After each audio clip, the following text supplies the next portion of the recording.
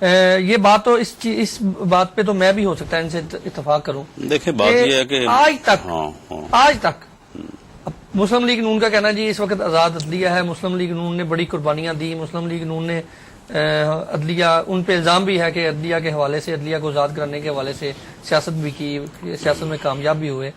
سر آج تک ہم نے نہیں دیکھا کبھی کہ عدلیہ نے، اس آزاد عدلیہ نے کبھی کسی دہشت گرد کو کسی قسم کی کوئی سزا دی ہو. دیکھیں اس میں بات یہ ہے کہ زاہد حامد صاحب نے جو بات کی ہے اس بات کو آپ نے بھی انڈورس کیا ہے. بات یہ ہے کہ آپ جو پاکستان میں ہونے والی دہشت گردی ہے ذرا اس کو آپ ڈیٹیل میں دیکھیں وہ ہے کیا. وہ جو لوگ اس ساری دہشت گردی کو پھیلانے والے، اس کو اٹھانے والے، اس کو منظم کرنے والے، وہ لوگ تو بیٹھے ہیں وہاں افغانستان کے پہاڑوں میں. وہ تو کبھی آج تک نہ پکڑے گئے نہ وہ پکڑے جائیں گے. جب بھی وہ ہے وہ مارے ہی جائیں گے. جو زندہ پکڑے گئے، نہیں زندہ پکڑے، میں آپ کو بتاتا ہوں نا کہ وہ لوگ تو پکڑے نہیں جائیں گے. اب اس کے بعد آ جائیں کہ جو لوگ حملہ کرتے ہیں، یہ خود کش حملے ہوتے ہیں. جو لوگ آدمی آتا ہے وہاں پہ حملہ کرنے کے لیے، وہ آدمی جو ہے وہ اپنے آپ کو اڑا لیتا ہے. یعنی جو آپریٹو جو آرگن ہے وہ بھی ختم ہو گیا. جو پیچھے بیٹھے ہیں بھیجنے والے وہ وہاں پہ بیٹھے ہیں، وہ کبھی یہاں پہ آئے نہیں. اب ان کے درمیان جو ہے وہ لنک جو ہے وہ کس طرح سے قائم ہوتا ہے کہ مثال کے طور پہ جو ابھی ریسنٹ واقعہ ہوا ہے اس میں وہ لنک جو ہے وہ مسنگ ہے.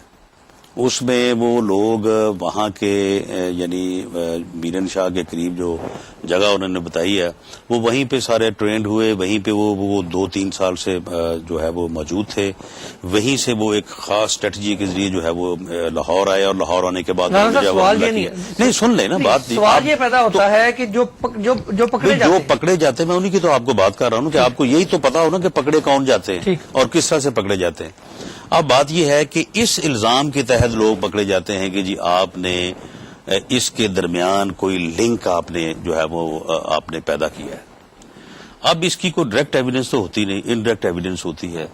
لا انفورسنگ ایجنسی جو ہے وہ بعض اوقات ڈاؤٹ کی بنیاد کے اوپر، بعض اوقات جو ہے وہ مختلف ٹیکنیکل چیزوں کو مد نظر رکھتے ہوئے یہ ساری پکڑ دک جو ہے وہ کرتی ہے. جب ان کو عدالت میں لایا جاتا ہے تو عدالت جو ہے وہ کہتی ہے کہ جناب جو ملزم ہے اس کے خلاف جو ثبوت ہے وہ کسی قسم کے شک و شبہ سے بالا تر ہونا چاہیے. پھر اس کے لیے یہ ہے کہ ایویڈنس جو ہے وہ بالکل یعنی انریبٹیبل ہونی چاہیے. تو اس لیے بعض نہیں اکثر معاملات میں اس میں کافی دقت پیش آتی ہے. اور پھر دوسرا یہ ہے کہ یہ کہنا کہ جی بالکل کسی کو سزا نہیں ہوئی، یہ بھی غلط ہے. اگر یہ مجھے معلوم ہوتا تو میں آپ کو وہ پورا جو ہے وہ ڈیٹا لاگ دیتا. یہاں پہ لوگوں کو سزائے موت بھی ہوئی ہے، لوگوں کو عمر قید بھی ہوئی ہے. ابھی یہ 3 دن پہلے کی بات ہے کہ جو لوگ امریکہ سے وہ بچے گئے تھے جہاد کرنے کے شوق میں اور وہاں سرگودا میں پکڑے گئے، تو ان تمام کو جو ہے وہ 15 سال جو ہے وہ قید ہوئی ہے. اس سے چند دن پہلے ایک دہشت گردی کے کیس میں جو ہے وہ لوگوں کو جو مجرم تھے ان کو سزائے موت. دہشت گردی کے خاتمے کی طرف چلتے ہیں. زاہد احمد صاحب دوبارہ آپ کی طرف آتے ہیں. دہشت گردی کے خاتمے پر آپ کیا سمجھتے ہیں کہ مختصر بتائیے کہ دہشت گردی کا جو خاتمہ ہے وہ کس طریقے سے ہو سکتا ہے؟ ہمارے حکومت کو، ہمارے حکمران کو، ہمارے لیڈران کو، ہماری عدلیہ کو، ہماری عوام کو. آپ خصوصی طور پر عوام کو جگانے کی بات کرتے ہیں. آپ کی آئیڈیالوجی میں نے دیکھی ہے، آپ کو پڑھا ہے. آپ بات کرتے ہیں عوام کو جگانے کی. دہشت گردی کے خاتمے کے حوالے سے عوام بھی کوئی کردار ادا کر سکتی ہے؟ دیکھیے پاکستان کے اندر جو فساد فلرد ہے، جو دہشت گردی ہے، اس کے 2 ایکسس ہیں. ایک تو انہوں نے بالکل درست کہا راجہ ثناء اللہ صاحب نے کہ رانا ثناء اللہ صاحب نے کہ یہ افغانستان سے آ رہی ہے. لہذا پاکستان میں جتنی دہشت گردی آ رہی ہے اس کے لیے پاکستان کو اپنی افغان پالیسی تبدیل کرنی ہے.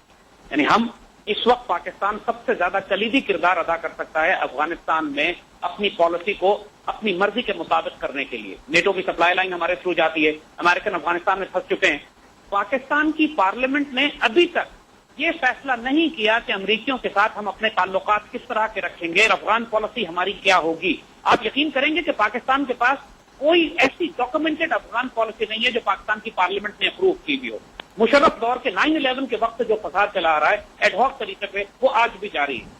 لہذا جب تک آپ یہ منظم فیصلہ نہیں کرتے کہ انڈین ایلیمنٹس جو افغانستان سے بیٹھ کر پاکستان کے اندر فساد برپا کر رہے ہیں ڈپلومیٹک سطح پہ سیاسی سطح پہ امریکن ان کو کنٹرول کر سکتے ہیں. وہ آپ کے کنٹرول میں نہیں ہے, امریکیوں کے کنٹرول میں تو ہیں, اور امریکی ہمارے کنٹرول میں ہے جب ان کی سپلائی لائن ہمارے تھرو گزرتی ہے. تو آپ ایک ہفتے کے لیے امریکن سپلائی لائن بند کیجئے, سارے دہشت گردی کے اڈے جو افغانستان میں ہیں امریکن خود جا کے بند کریں گے. یہ ایک ایکسس ہو گیا. دوسرا یہ ہے کہ پاکستان کے اندر میں اس بات سے رانا صاحب سے اختلاف کروں گا. دیکھیے ہم بات کر رہے ہیں اس سزا کو, سزائے موت کو, کہ جو دہشت گردوں کے دلوں میں دہشت بٹھا دی ہے. آخری دہشت گرد پاکستان کے عدالتی نظام کے ذریعے جس کو سزائے موت ہوئی ہے وہ صادق گانجی کا قاتل تھا, سپاہی صحابہ کا, جس کو 2001 میں سزائے موت سنائی گئی تھی, یعنی سزائے موت لٹکا دیا گیا تھا. وہ اس کے بعد سے لے کر آج تک پاکستان میں کسی دہشت گرد کو پھانسی نہیں دی گئی, فائرنگ اسکواڈ کے آگے نہیں کھڑا کیا گیا. چند سالوں کی سزائیں سنائی جاتی ہیں اور کچھ عرصے کے بعد یہ بری ہو جاتے ہیں یا ان کو یرغمال کے طور پر چھڑا لیا جاتا ہے. لہذا یہ بات بالکل بےمانی ہے کہ پاکستان کی عدالتیں کو ڈیلیور کر رہی ہیں. 10 سال کے عرصے میں ایک دہشت گرد عدالتی نظام کے ذریعے موت کے پھندے پہ نہیں چڑھا.